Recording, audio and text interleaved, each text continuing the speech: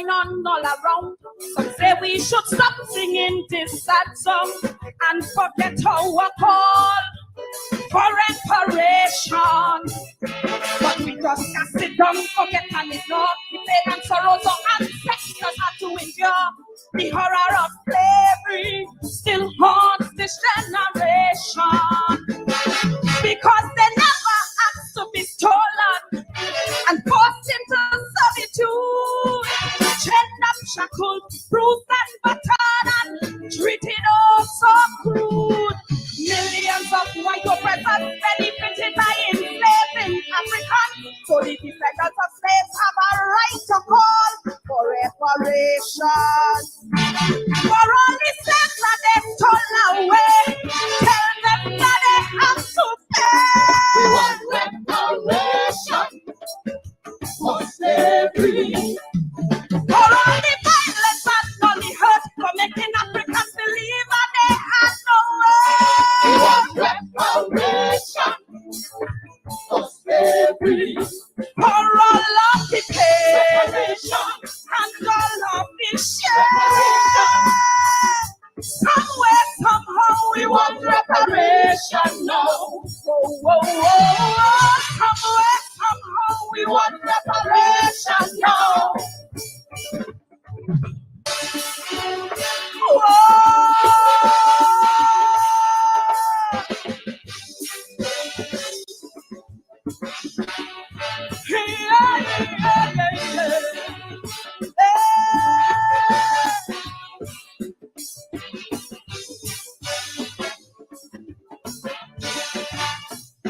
African women were raped by white slave masters to satisfy their sex craved desires, while black men could only watch and do nothing.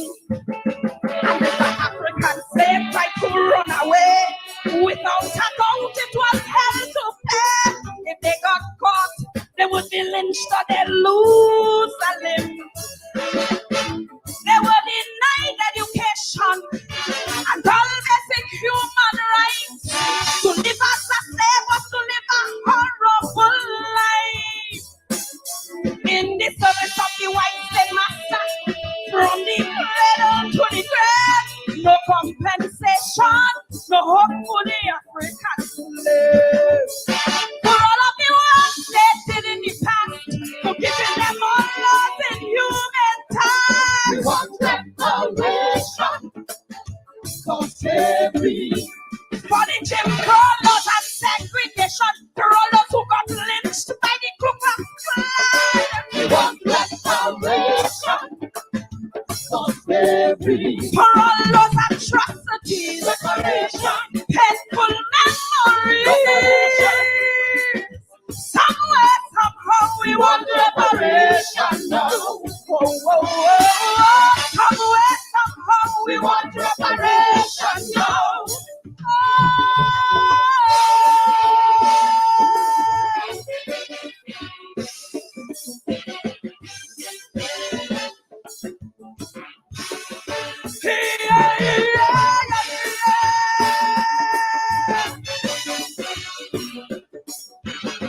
Listen, they broke up the African family, took away their rights and their dignity.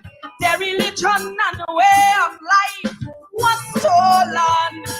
Subject them to a cultural genocide, took away the sense of African pride. Their defiant African spirit was broken. The transatlantic journey separated Africans from Africa. Many were scattered throughout the diaspora. Thousands died while making the journey to toil as a slave in the white man's land. So this is a call on behalf of those Africans. For every slave who died while making that trip, for every slave who was ever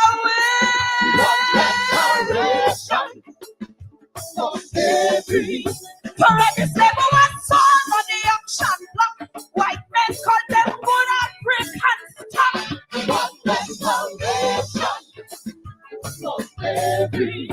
For all of the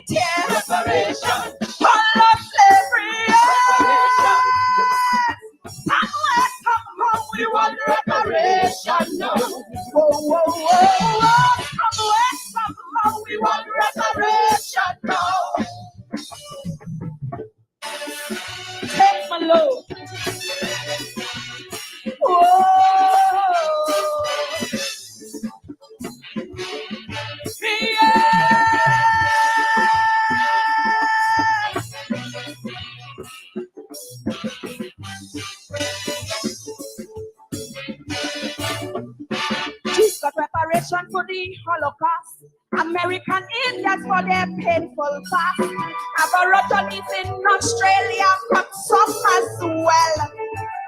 But not one thing for the African who they stole from their native land. It seems Africans were born to catch real hell. Great Britain and North America stole the wealth out of Africa. They built their empires on the back of slave labor. And when they said that slavery was over, the white slave masters got compensation. But yet today, Africans still fighting for reparation. Then I hear it from a British Prime Minister say, forget slavery happened yesterday.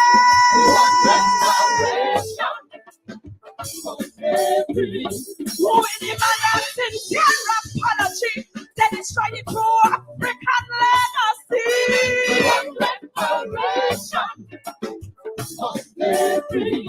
For all of the pain and all of the shame. Somewhere, somehow we want reparation. Whoa, whoa, whoa, whoa. Somewhere, somehow we want reparation. Let's not even get it out. Whoa,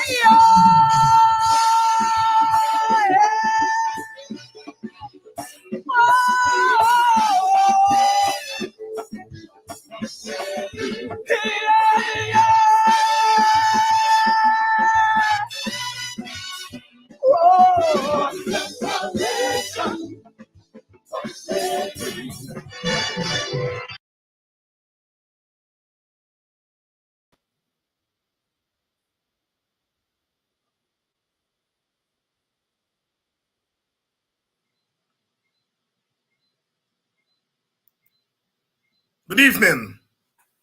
The creative voice, the creative energy, the creative imagination, singing for us, singing for the African, singing for reparations. Tiny, out of Trinidad and Tobago, and putting out the challenge to our Calypsonians, putting out the challenge to our singers. Stop only singing about jam and wine. That's all right too. We gotta nice it up for the party. But sing for your people. Reparations there. We want reparations. We want reparations. We want reparations. Good evening. Good evening and welcome to Politics 101 on a Monday evening. On a Monday evening. Reparations.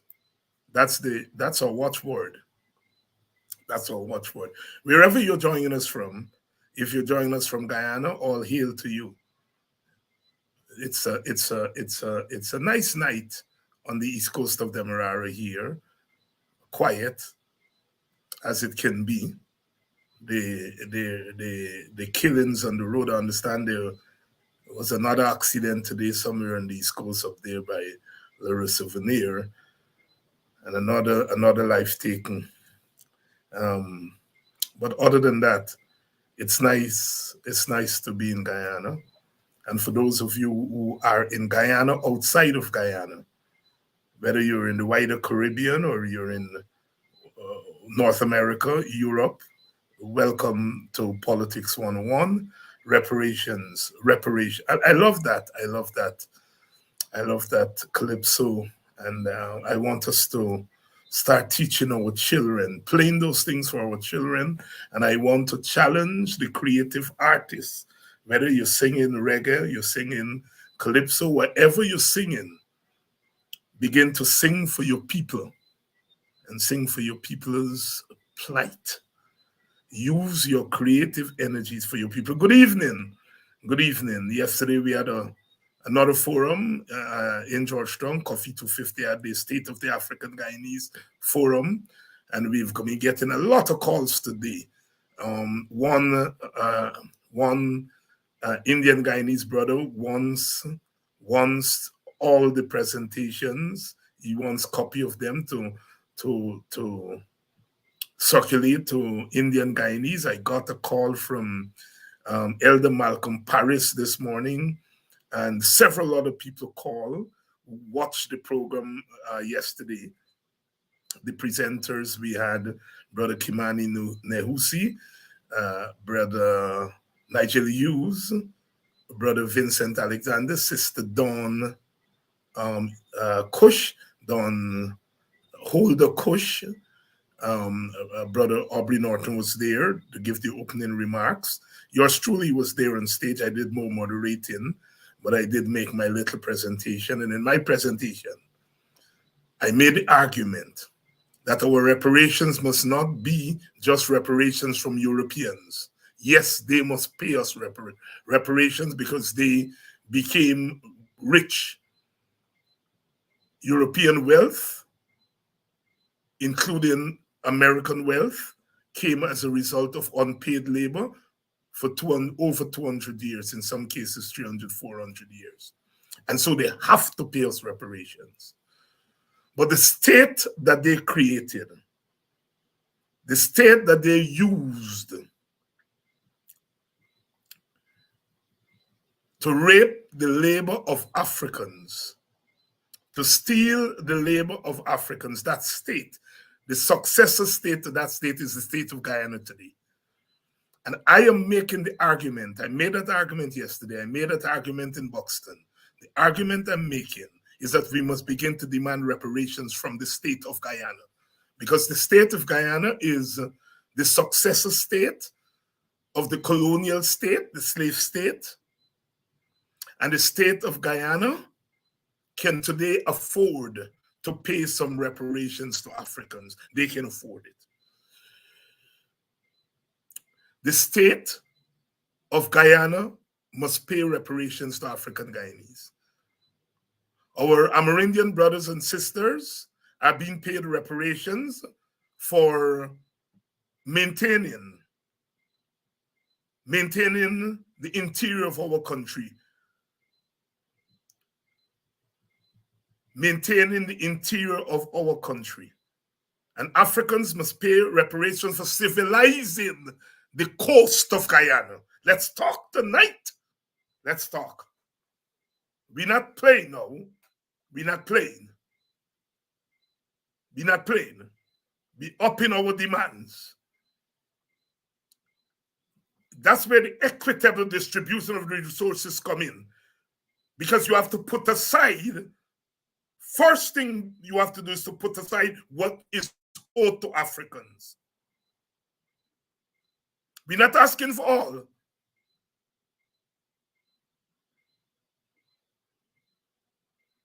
If it's 3 million barrels a day of oil, with proceeds that come from that, a percentage must be given to Africans.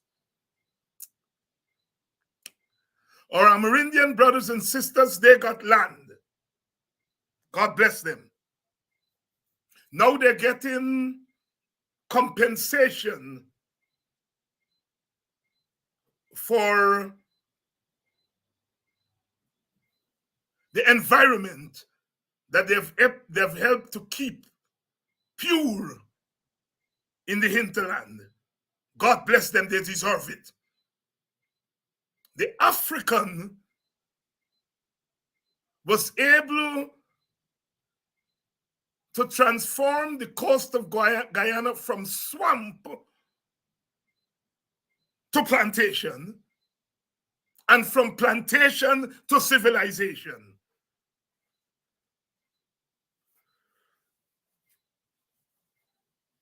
No compensation. So we've got to broaden this demand for reparations.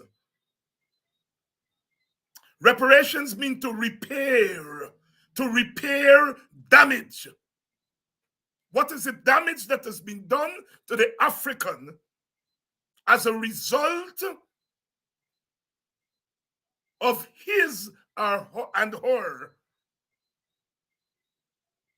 experience of slavery? Economic disrepair.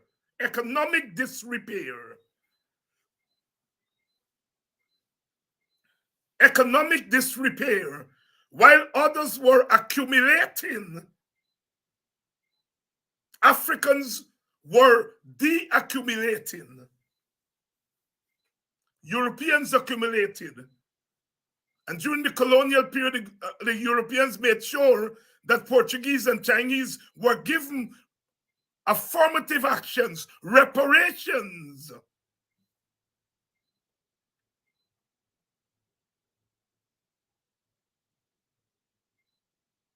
Our Indian Guyanese brothers and sisters at the end of indentureship was given some reparations. Our Amerindian Guyanese brothers and sisters at the time of independence, they were given some reparations. African people are the ones who have never been given reparations in Guyana. The slave masters were given reparation. Between 1834 and 1838, the proceeds from the labor of the African, although Emancipation Proclamation was passed in 1834, the African worked from 1834 to 1838, and the proceeds from his labor went to give reparation to the slave masters. The slave masters got reparations.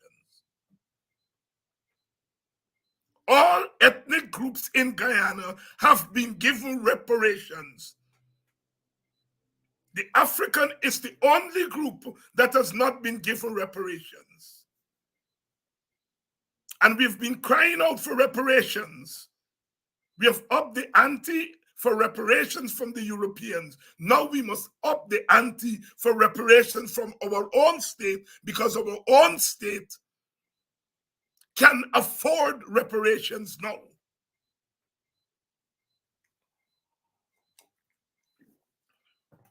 The patrimony of Guyana must be equitably distributed. And equitably means that it must be distributed, taking into consideration, first of all, what is owed to all ethnic groups. And second, it must take into consideration the repair work that has to be done to the Africans in particular because of our experience during the period of enslavement and colonialism. The Constitution, we've been told by our constitutional experts. Rochdale Ford said it in Buxton. Nigel Yu said it yesterday. The Constitution of Guyana compels the state of Guyana to promote equity, to promote equality. And that equality must take into consideration equity. It is the function of the state of Guyana.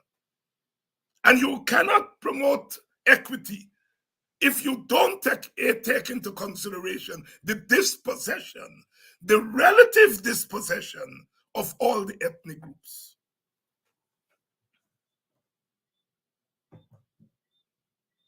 Yesterday at the forum, the Coffee 250 forum, we talked about the one-sided one Guyana. And somebody said it's more than one-sided. One Guyana is attempted to own Guyana. That one group of people, ostensibly in the name of one ethnic group, has coined the slogan One Guyana, to own Guyana, to own the wealth of Guyana. One Guyana was the slogan of the slave masters. It was a Guyana only for the slave masters. One Guyana was the slogan of the colonials. One Guyana only for the colonialists. And now we see in post-colonial Guyana, one Guyana by the PPP. I maintain the PPP does not owe Black people anything. Indian Guyanese do not owe Black people anything. We don't want nothing from Indian Guyanese. We don't want nothing from Chinese and Portuguese and African and Amerindians. No, we don't. They don't owe us.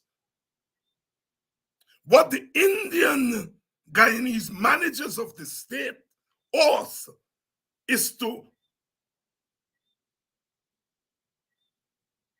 ensure, as managers of the state, that we get what the state owes us.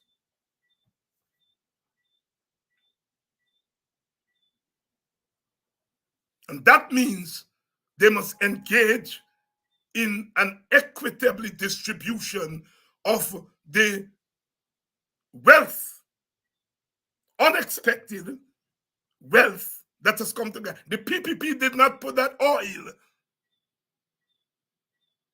at the bottom of the ocean. They did not.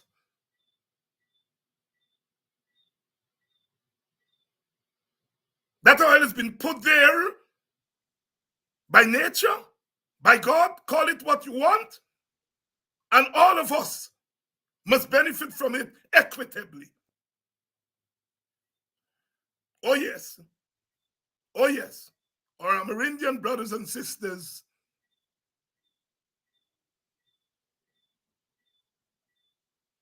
have maintained the hinterland of Guyana, the virgin forests, the environment in there. They've maintained it.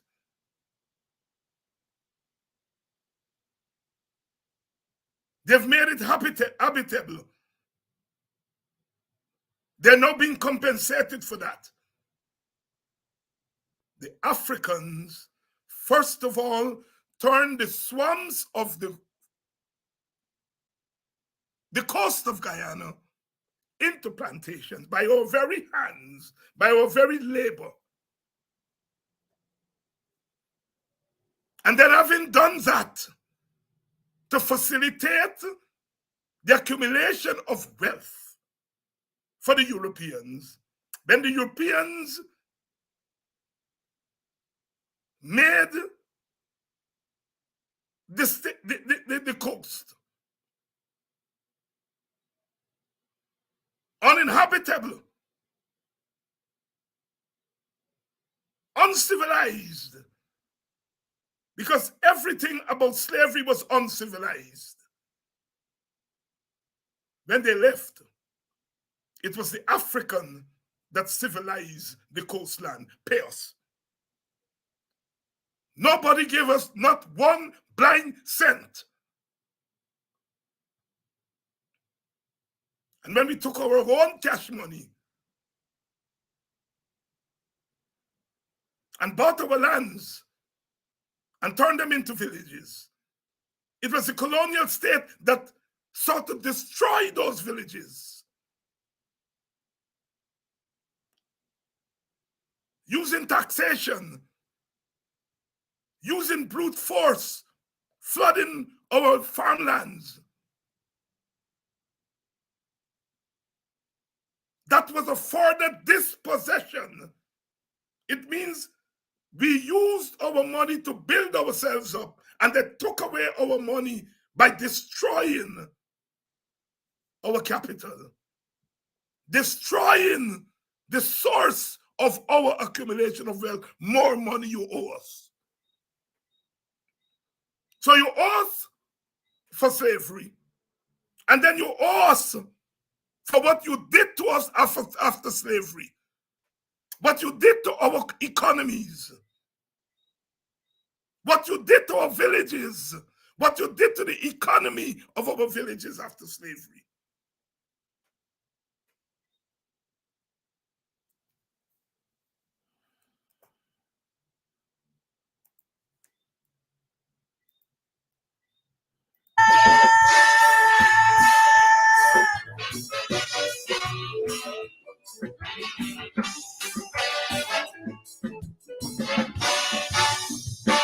There are debates going on all around.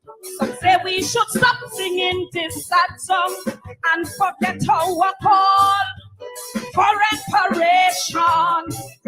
But we just can't sit down, forget and ignore the pain and sorrows our ancestors had to endure. The horror of slavery still haunts this generation, because they never asked to be stolen and forced into servitude, chained up, shackled, bruised and battered and treated oh so crude. Millions of white oppressors benefited by enslaving Africans, so the descendants of slaves have a right to call for reparations. For all the slaves that they stole away, tell them that they have to pay. We want reparation for slavery. For all the violence and all the hurt, for making Africans believe that they had no way. We want reparation for slavery.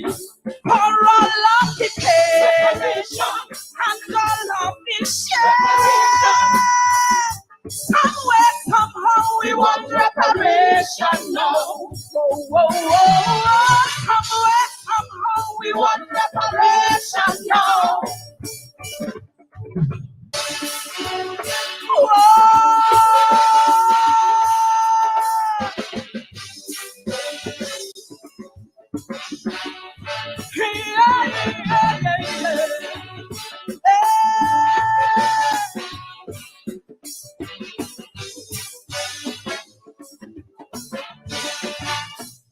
African women were raped by white slave masters to satisfy their sex-craved desires, while black men could only watch and do nothing. And the African slave tried to run away without a doubt it was hell to pay. If they got caught, they would be lynched or they'd lose a limb. They were denied education and all basic human rights. To live as a slave was to live a horrible life in the service of the white slave master. From the cradle to the grave, no compensation, no hope for the African slave. For all of the work they did in the past, for giving them all love in human time. We want reparation for slavery. For the Jim Crow laws and segregation, for all those who got lynched by the Ku Klux Klan. We want reparation for slavery. For all those atrocities, reparation. Painful memories. Somewhere, somehow, we want reparation now. Whoa, whoa, whoa. Somewhere, somehow, we want reparation now.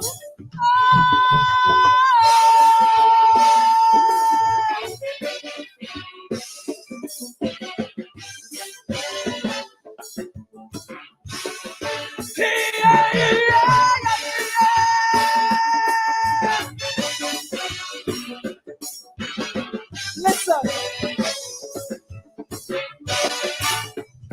they broke up the African family, took away their rights and their dignity. Their religion and way of life was stolen.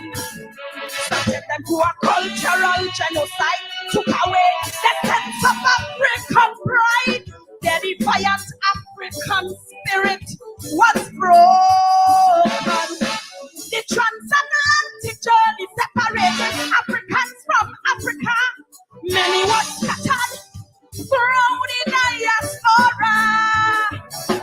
Thousands died while making the journey to toil as a slave in the white man's land. So this is a call on behalf of those Africans. For every slave who died while making that trip, for every slave who was ever with,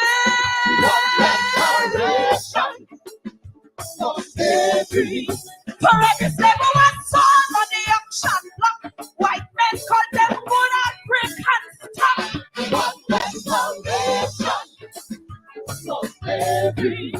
For all of the tears, all of slavery, somewhere, somehow we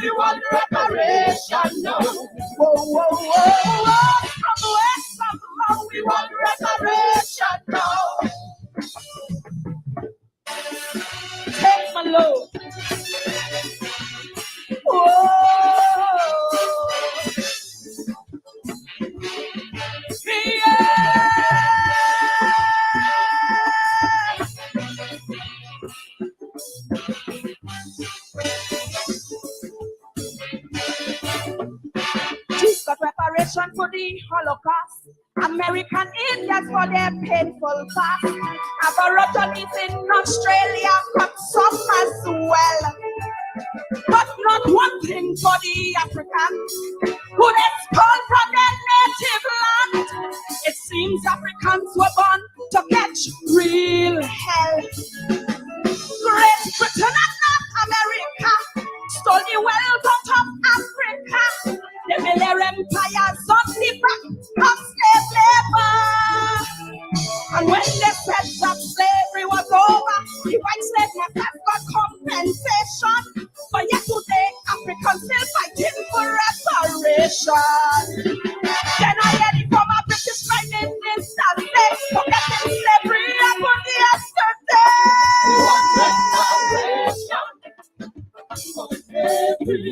Who in the man has sincere apology? They destroyed the true African legacy. Reparation for slavery. For all of the pain and all of the shame. Somewhere, somehow we want reparation. Whoa, whoa, whoa, whoa. Somewhere, somehow we want reparation. Let's not even get up.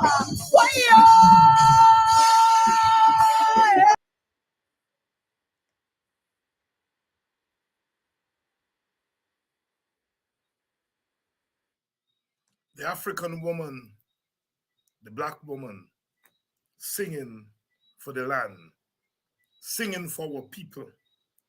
Bursting shall live a string. You all share this to your children. This is not just for us adults.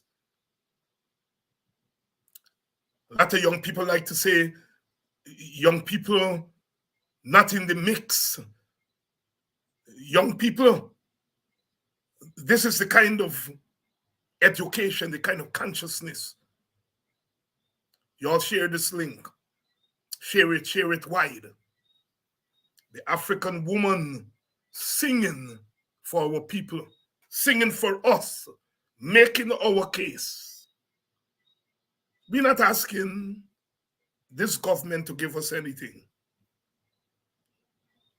We're not asking this government to give us anything. We're asking this government to ensure that we are paid. Our grandfathers' back pay. Our grandmothers' back pay. We're not asking for any special treatment. We're not stretching we hand for nothing. We are not mendicants. We are hard workers. Have always been.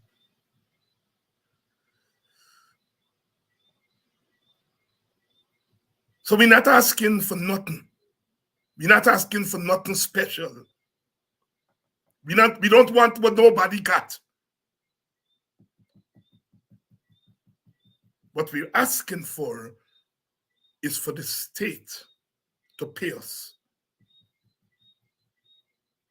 And it's not just the economics. As you heard the Calypsonians say there, is what slavery did to mess with my mind.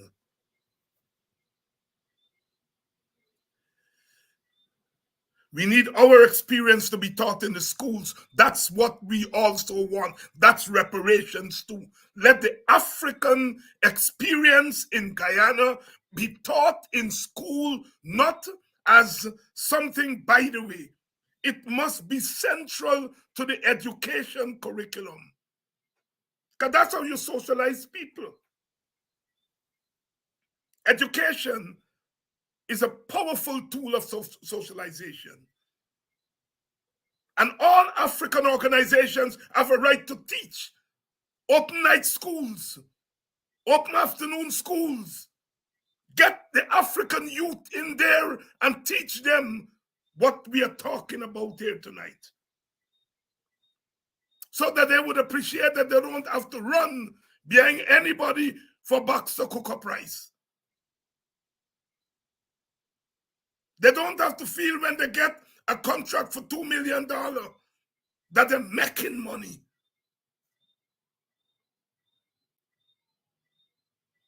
The way you change bad habits is through education.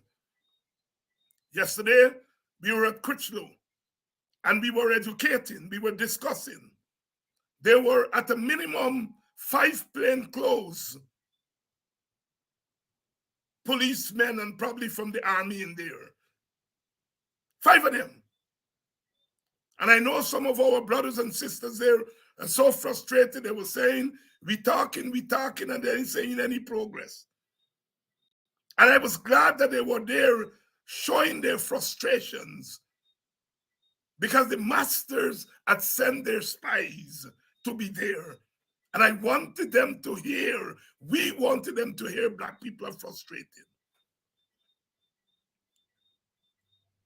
But we have to realize that when we say that we are talking too much, they know that when we gather, and we gather our chiefs, we gather the gurus, we gather our elders, our wise men and wise women, they know that we're not just talking. That's why they send spies there. They don't want us to quote unquote talk. Black people, stop. I understand your frustrations, but we are doing more than talk when we open our mouths. Or let the power from Zion fall on I. Our talk is power. That's why they don't leave us alone. If they thought we were talking nonsense, they would leave us alone. Let us continue to talk, because in the process of talking, we are mobilizing. We are spreading word. We are spreading the truth to our people, and we are serving warning to those who don't want us to mobilize.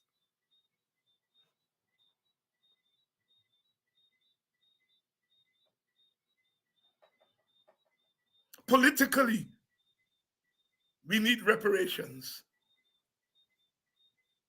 We need the system of government that keeps us off the table to end. We don't want a political system to keep us away from the table. We want a political system that puts us at the table when the elections are over, and they declare the winner and the loser, and they install who they want to install. We want to be at the table. We want a system that guarantees us an equitable place at the table. Revolutionize our thinking. We're not against election. We want election. We want them to be free and fair, and free from fear.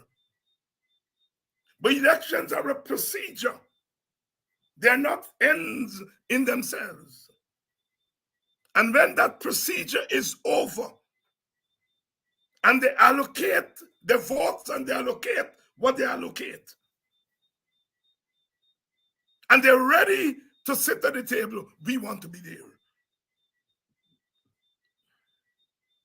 The African has been the loser in Guyana too long. We slaved for Guyana and we weren't at the table. And now that Guyana has gotten resources to pay us back, we want to be at the table when they're sharing up the thing. So we want equitable distribution of the political resources. We don't want an election that makes us the loser when they're done with it.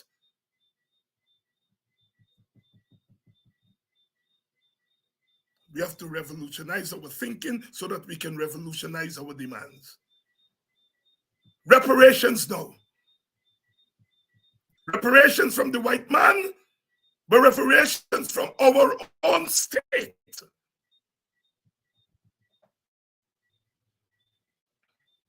I don't expect Indian Guyanese, and Amerindian and Chinese and Portuguese to fight for Black interests, because they have to fight for their own interests, because we live in an ethnic society where each ethnic group has to fight for its just rewards.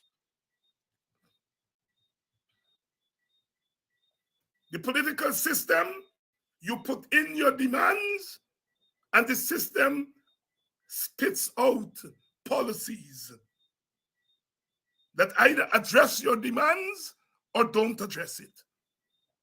That's how political system works. And I've been saying over and over again, our young politicians and our older politicians in the opposition have to stop this nonsense of asking for representation for people who didn't vote for them. You have to start with asking for representation and representing the people who vote for you. They vote for you because they want you to represent their interests. And I'm not going to stop shouting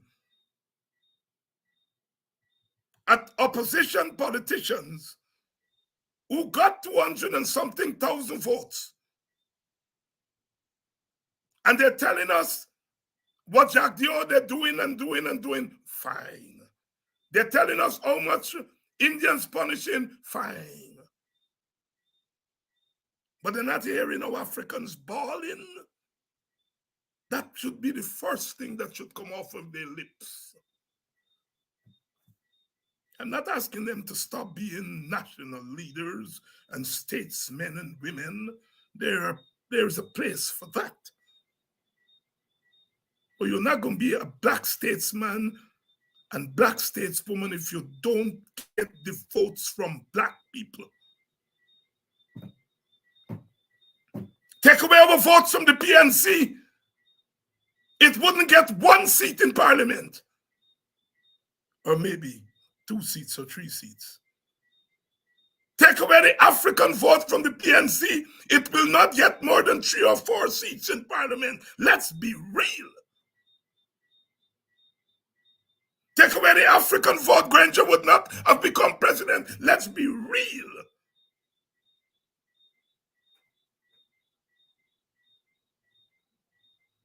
Let's be real.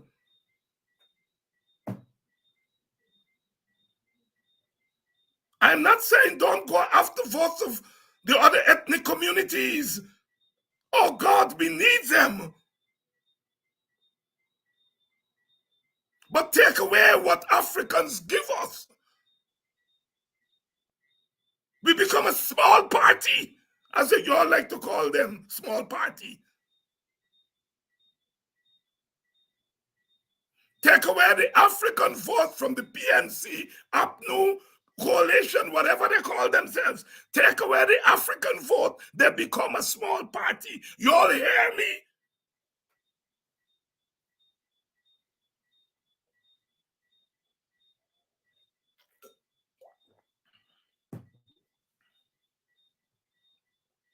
In this time, at this time, we have to be very clear about what we are fighting for.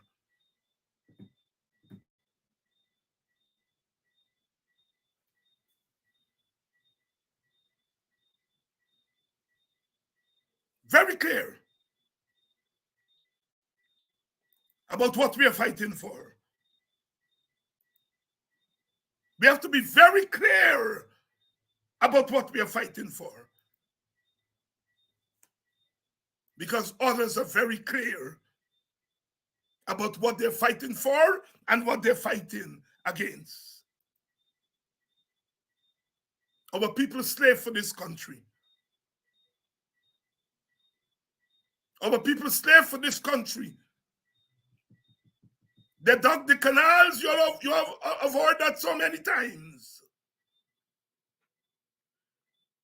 They civilized Guyana, you all avoid that so many times. So many times, so many times. And we have to continue hearing it. I'm a slave from a land so far. I was caught and I was brought here from Africa. I'm a slave from a land so far. I was caught and I was brought here from Africa. Well, it was lips like fire from the white slave master every day. I down on my knees, weeks and weeks before we crossed the seas to reach in the West Indies. And then they make me work. Yes, I work. I said I work. And I work. Good Lord, no pay. toil, Toil, toil, toil, toil, toil, toil, toil, toil. hard each day. I'm dying. I'm crying, my God. Ooh, oh, oh, oh. Well, Lord, I want to be free. Sha.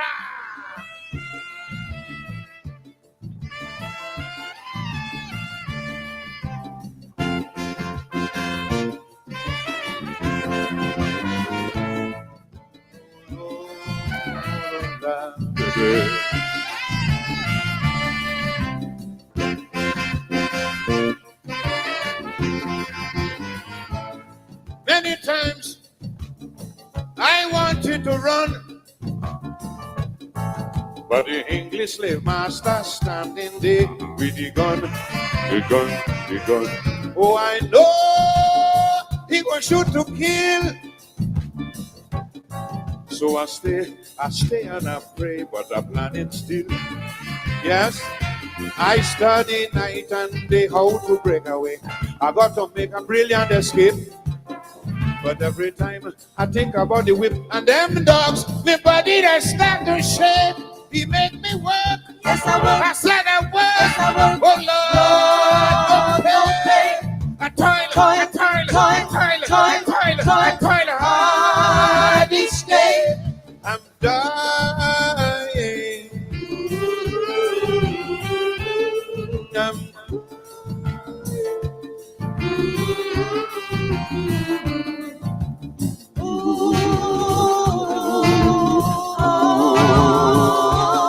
Oh Lord, I want to be free.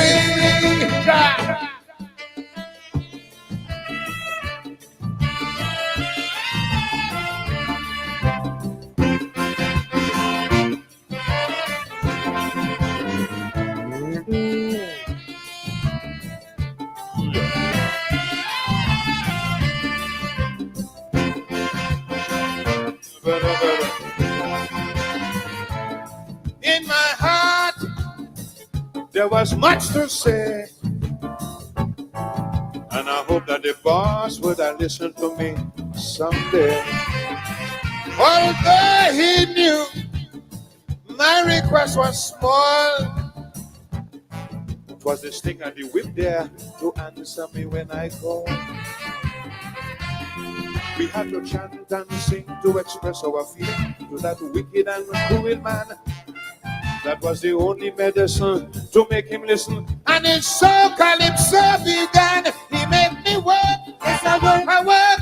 And I work. Oh Lord, Lord, no pay. I toil, I toil, I toil, I toil, hard each day.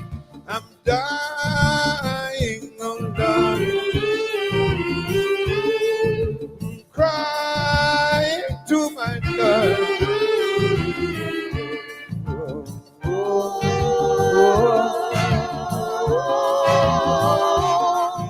Well, Lord, I want to be free, my God.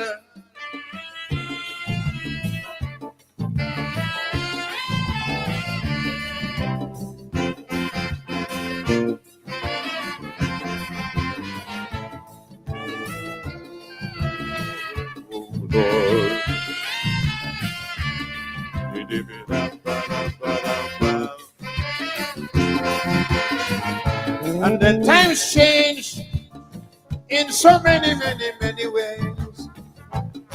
Till one day, somebody said, free the bloody slaves. I was then put out on the street. I had no clothes, I had no food, I had no place to sleep. Lord, I had no education, no particular ambition. This I cannot conceal. Forgot my native culture. I live like a vulture. From the white man I had to steal because he made me work. Yes, I will. I work. Yes, I will. Oh Lord, No pain. time, Toil, hard each day. I'm dying. I'm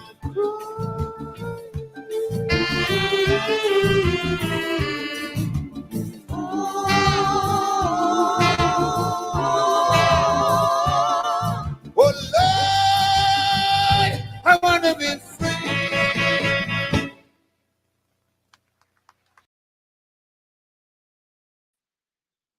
Oh Lord, I want to be free.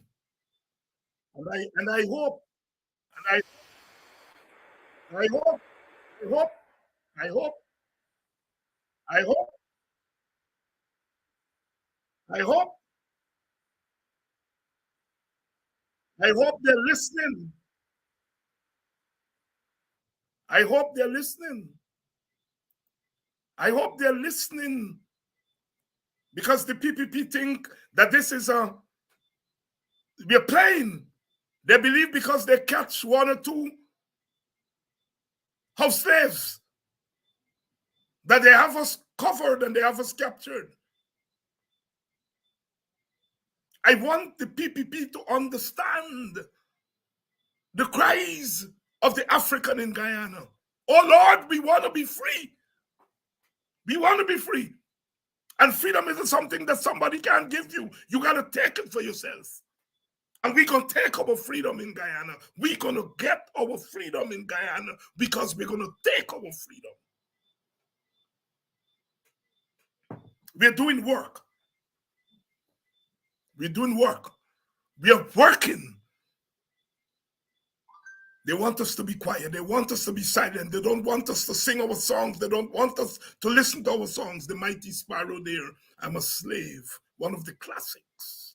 Oh Lord, I want to be free because he make me work. He make me work, no pay. Reparations. Reparations.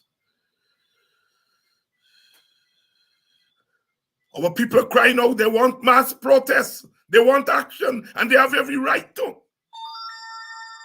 They have every right to.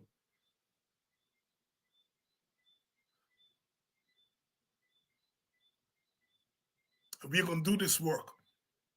We can continue to do this work to build our consciousness.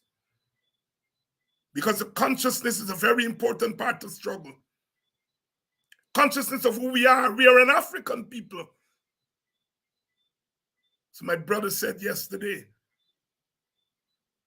you can leave Guyana and go to France and get French citizenship and get a French passport, and you become French. Guyanese is not an identity. Guyanese is just a civic identity. You change passport, you give up your Guyanese passport and take an Argentinian passport. But you're an African, whether you live in Argentina or you live in Guyana or you live in America. Your blackness goes there with you. Our identity, my brothers and sisters, is so important.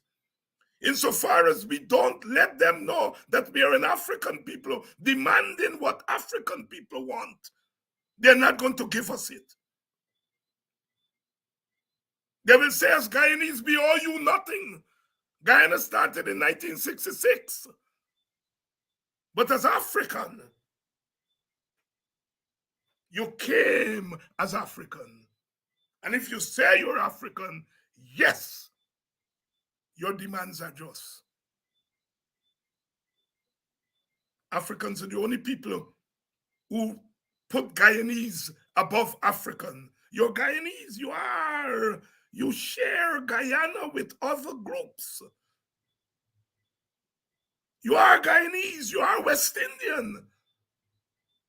But you're African, you were brought here in chains as African.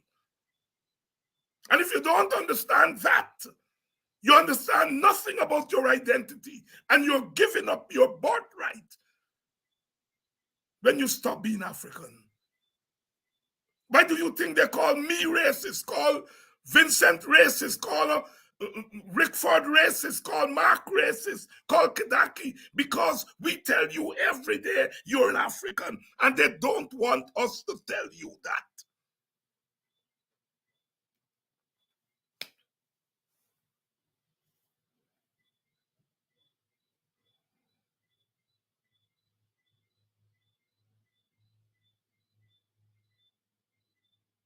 They talk about local content, but what about African content? They talk about local content in the oil and gas industry. What about the African content in the oil and gas industry? What about the African content? That is what we have to fight for. What is the African content in that? We know where the local content going to. By God, they talk about a better contract with Exxon. And some of us black people are into that too. Oh, nothing is wrong in fighting for a better contract.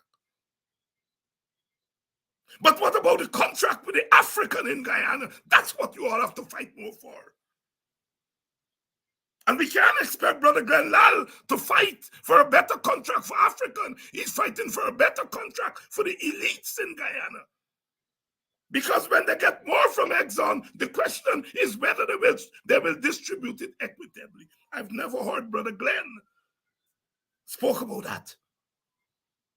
Oh yes, we have to fight for a better contract from Exxon. Oh yes, I'm not saying no. Fight for a better contract from Exxon, but fight for a contract, not a better contract, a contract with the African, a contract with the poor. And the contract with the poor and with the African can only come from what you get. We have to fight for the environment, yes. If we don't fight for the environment, we mess our lives up. But we had a bigger disaster than the environmental disaster, and that is the disaster of slavery. It was worse than the environment. And we are fighting for compensation for environmental destruction. We have to fight for compensation for the destruction of the African by slavery. Y'all get me right tonight. Priorities are priorities. Black people, black man, black woman, get your priorities right. Because they're joking we eye because we don't have our priorities right.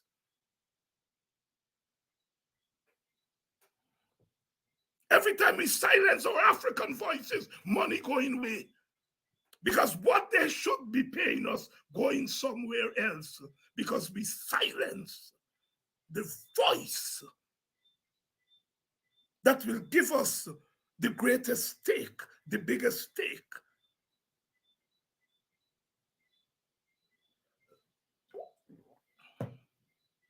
Young people, and I know some of you are good evening, my sister Cheryl. I'm glad to see you. Always lovely. So many of you. I was glad. Audrey, I haven't seen you, Sister Garway, for a few years. I've been in Guyana for the last 3.5 months, and I've met so many people. So many people said they were glad to see me in person. I was glad to see them in person too. Thank you all for thanking me. But I have a bigger thanks for those of you who thank me. Thanks. Thanks. But I have to thank you all more.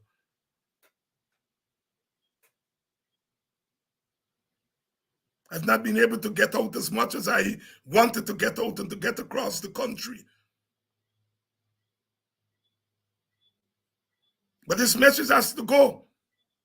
It has to go far and wide. We have to mobilize our people so that they can take action in their own name. There's time and place for a campaign speech. There's time and place for an election campaign speech. And there is a time and a place for a speech for justice for those who are being treated unjustly. The black man, the black woman is being treated unjustly in Guyana. intentionally so. Because the less you pay the black man, the more it goes into the pocket of others who do not deserve so much. Redistribution of the wealth. That's what we're talking about. And we're not talking about it willy-nilly. We want it done by policy. And you all black people got to stop being licorice for little, nothing, crumbs. Stop being licorice for crumbs. I'm not saying that if they're giving handouts, don't take it. I'm not saying that. But you don't have to be thanks. You must use the little handouts they give you to strengthen you, to make sure that they give you your fair share. That handout is nothing compared to what you're owed.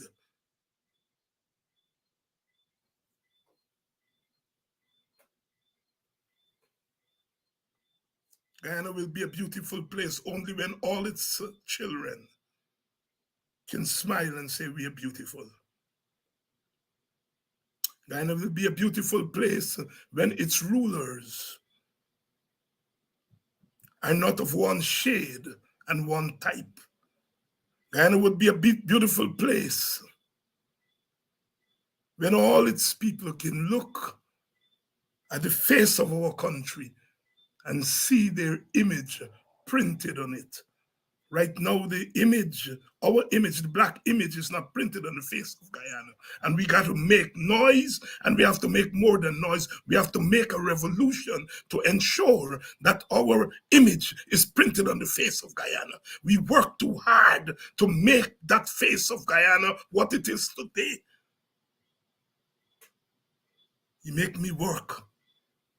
No pay. No pay. We want reparations now. And I want you all young people who want a place at the table, come to the table, join our organizations. I need young people to help. I need interns for this show. Come on, it's your show. Don't say that young people are not at the table. When some young people say they're not at the table, they mean they're not in parliament. That's what they mean. But the table is not just parliament. I need help. We need help on these programs. I have to do everything myself on this program. They have young geniuses who are good with all these fancy things that I struggle with. Come on, come and donate your time. Make this program a better program. Help me with research.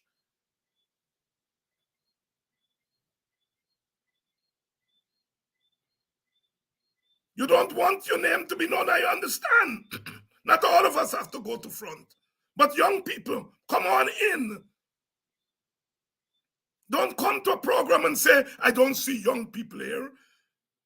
If you get a stinking dirty here, somebody say, you will see young people full. Nobody have to go and pull them out.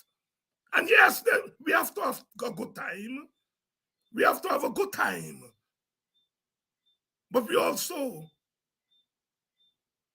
have to work in our own interests. Part your stomach in two. Part for vomit and part for eat. Yes, we got to vomit sometimes. And part to eat, Teacher George says so. Part your stomach in two. So come on, young people, don't.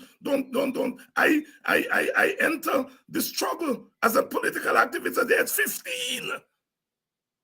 It's 15.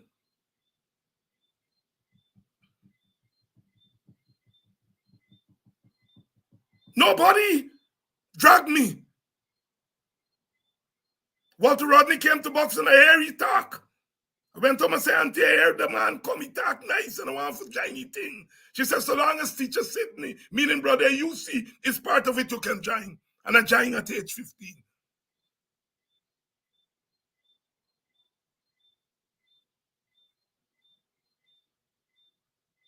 If you all don't want to go to the front, sing. Sing about black people. Sing about slavery. Sing about our condition.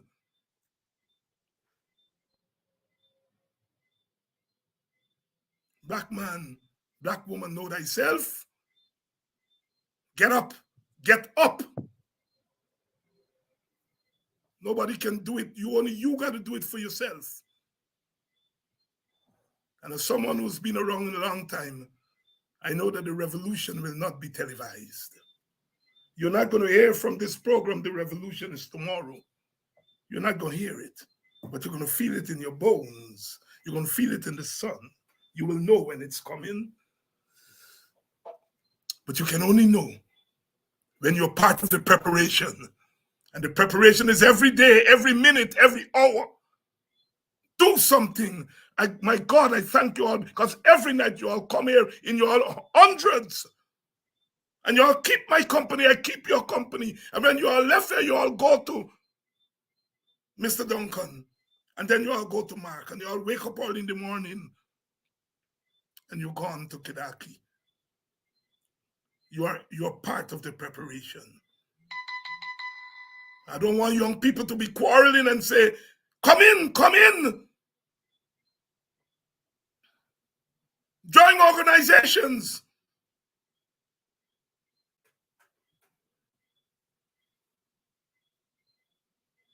And it's not David Hines who will make the revolution. Excuse me. The revolution will be made by you. And the hour of the revolution will be determined by those who illegally hold the power. Illegitimately own power. Illegitimate power has never been sustained. If slavery could not be sustained, colonialism could not be sustained. Neocolonialism, domination by the PPP cannot be sustained. I love you all so much. I love the sister, sang, black woman, witnessing for us, leading us, singing She'll Leave a String for reparations. Reparations from the state of Guyana. We want reparations from the white man. And some of them already start to budge. But more than that, we want reparations from the state of Guyana.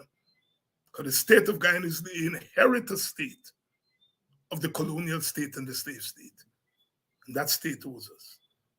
We're not going to rest. We're not going to rest. I've taken some of my brother's time, and I know he is a big number man more than me. So I don't mind you all staying a couple minutes with me. But I'll see you all tomorrow night. I'll see you all tomorrow night. Because we got to continue to do what we're doing. Reparations from the state of Guyana. That's our fight. That's a big part of our fight. If you hear that, black is beautiful. Santa Claus. Black is beautiful. It's the texture of lift your